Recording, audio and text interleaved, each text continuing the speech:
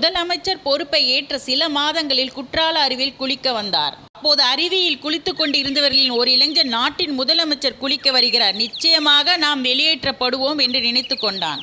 அவன் நினைத்தது போலவே போலீஸ்காரர்கள் வந்தார்கள். துப்பாக்கி கத்தியை காட்டி மிரட்டினர். எல்லோரும் வெளியேறினர். அப்போது இடுப்பில் துண்டு கட்டி கொண்டு ஒருவருடன் படிக்கட்டிலிருந்து காமராஜர் இறங்கி வந்து கொண்டிருந்தார். அருவி அருகில் வந்த காமராஜர் கோபத்துடன் அந்த போலீஸ்காரரை பார்த்து, ஏய், நான் மேலிருந்து பார்த்துக்கிட்டு தான் இருந்தேன்னே, நீ இந்த வேலையை செய்யத்தான் முன்னாலேயே வந்தியான்னே, இவங்க எல்லாரையும் வெளியேற்றிட்டு நான் மட்டும் குளிக்கணுமா என்ன, போ மேலே, இங்கே இருக்காதேன்னு என்று கோபத்தில் கர்ஜித்தார். பிறகு ஒதுங்கி நின்ற மக்களை எல்லாம் பார்த்து, வாங்க வாங்க, எல்லோரும் வாங்க, ஒன்னாக குளிப்போம் என்றார். அருவியில் குளிக்க வந்தவர்களுக்கு இக்காட்சியை நம்பவே முடியவில்லை. ஏழை பங்காளர் என்றார்களே, அது எவ்வளவு பொருத்தம்! தலைவர் என்றார், இவர் அல்லவா தலைவர்?